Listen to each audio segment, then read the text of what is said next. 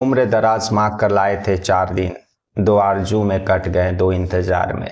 यह लाइनें दिल्ली में रहने वाले एक माँ बाप के लिए सटीक बैठती है।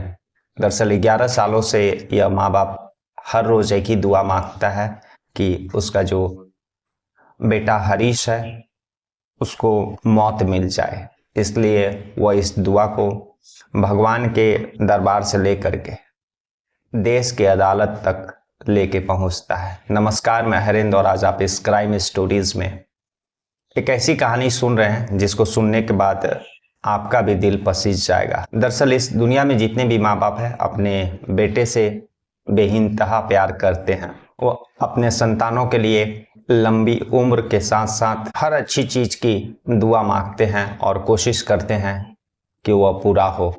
दिल्ली में रहने वाले एक माँ बाप जो 11 सालों से अपने बेटे के लिए उसकी मौत की दुआ मांगते हैं और जब उनकी दुआ भगवान के दरबार में कबूल नहीं हुई तो वह देश के जो अदालत है उस अदालत में ये अर्जी दाखिल करते हैं। मेरे बेटे का जो हिस्से का मौत है वह मौत का देने का रास्ता आप साफ करिए। दरअसल बात 2013 की है।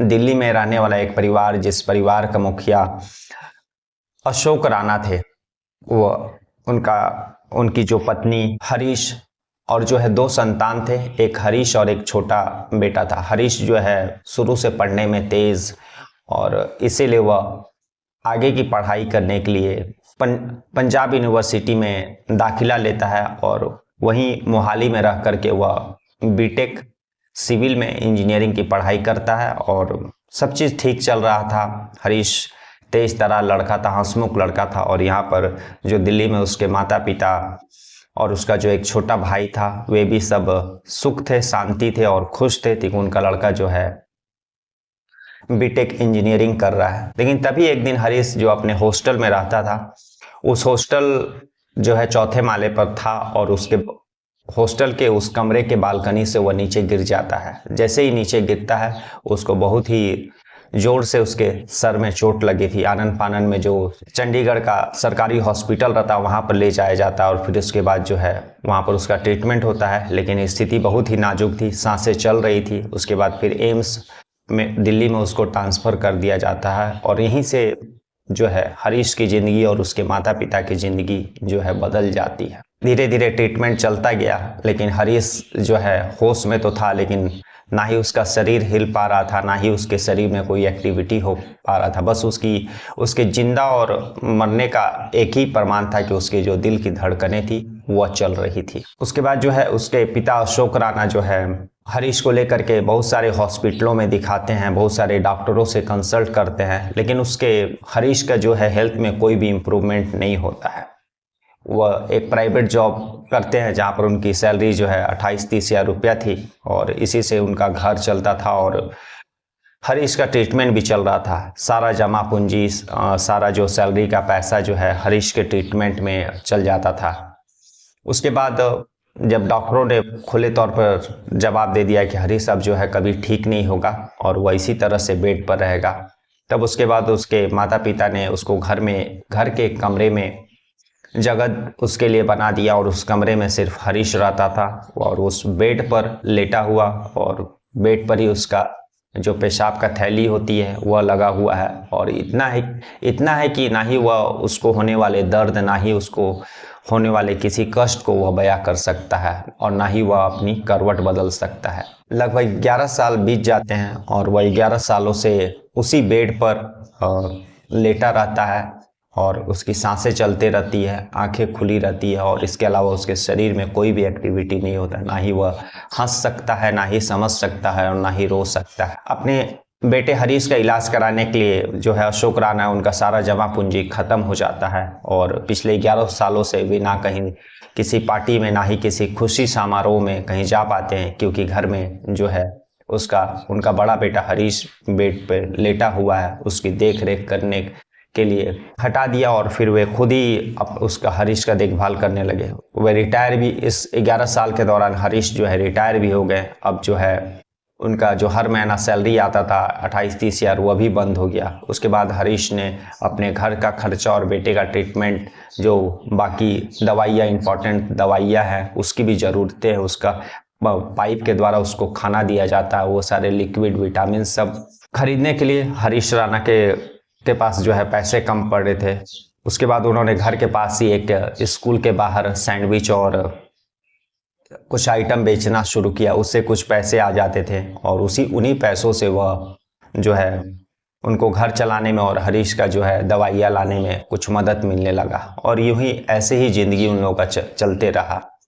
वह मनहूस दिन जिस दिन उनका लड़का उस चरतल्ले से गिरा, और उसके बाद जो है उस हरीश का भी ज़िंदगी बदल गया और उसके साथ साथ इस परिवार का भी ज़िंदगी बदल गया। और जब हरीश के साथ ये एक्सीडेंट हुआ था, उस समय उनका जो छोटा लड़का था वह काफ़ी छोटा था। वह जो है उससे काम पर जाने की उम्मीद नहीं किया जा सकती है। लेकिन फिलहाल उसके बाद जैसे जैसे वह बड़ा हुआ, इन 11 सालों में जब वह बड़ा हुआ थोड़ा सा, तो काम करने जाने की उम्र से पहले ही उसने काम पकड़ लिया, ताकि वह पिता के जो घर का जो खर्च है उसमें मदद कर सके और भाई का जो ट्रीटमेंट है उसमें वह मदद कर सके। 11 साल बीतने के बाद जो है 2013 में यह घटना हुआ था और यह 2024 है। हरीश का उम्र भी 30 से 32 साल हो जाता है। उसके बाद हरीश के माता पिता को यह देखा नहीं जाता है हरीश का जो कष्ट है, क्योंकि वह 11 सालों से एक ही बेड पर पड़ा हुआ है। उसके हाथ पैर की हड्डियां भी टेढ़ी हो गई है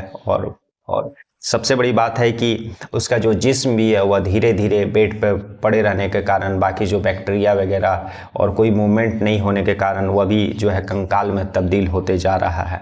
हर दिन भगवान से ही दुआ मांगते हैं कि उसके बेटे को मौत आ जाए, क्योंकि इस ज़िंदगी से अच्छा है कि वो मर ही जाए। लेकिन भगवान भी 11 सालों में इस माँ बाप के उस दुआ को सुना नहीं। उसके बाद फिर ये लोग 2024 में जो दिल्ली का हाई कोर्ट रहता है वहाँ पर एक अर्जी देते हैं कि मेरा जो उन लोगों का बेटा हरीश है उसको सभी डॉक्टरों ने ठीक होने से मना कर दिया है, अब वह कभी भी ठीक नहीं हो पाएगा। और पिछले 11 सालों से वह एक ही बेड पर पड़ा हुआ है। अब हम लोगों को उसका कष्ट देखा नहीं जाता है और जो उसका जो शरीर है वह भी कंकाल में धीरे धीरे तब्दील हो रहा है। तो जज साहब, आप मेरे बेटे के मरने का रास्ता साफ करिए। इसी साल 2024 में 8 जुलाई को अपना फैसला सुनाता है कि जो है कानून किसी भी व्यक्ति को मारने का हक नहीं दे सकता है, क्योंकि देश के कानून का जो हमारा जो संविधान है उसका आर्टिकल 21 हर व्यक्ति को एक इज्जत के साथ जीने का अधिकार देता है। इसलिए हम किसी भी व्यक्ति को उस मारने का हक नहीं दे सकते हैं। और यह कहकर यह जो दिल्ली का हाई कोर्ट है वह यह फैसला सुनाता है और उस माता पिता को और इंतजार करने के लिए कहता है। और जब कोर्ट का फैसला आ रहा था उस समय दोनों माता पिता जो है वह परेशान भी थे और खुश भी थे। खुश इसलिए थे कि उनके बेटे का जो यह ज़िंदगी है उससे उसको निजात मिल जाएगा, उसको मौत मिल जाएगा। और दूसरी तरफ दुख इसलिए थे कि अगर शायद कोर्ट ने यह फैसला सुना दिया कि आप अपने बेटे को मार सकते हैं, तो एक माँ बाप अपने बेटे को कैसे मार पाएंगे। तो इसलिए उनके पास जो है वह खुशी का भी क्षण था और दुख का भी क्षण था।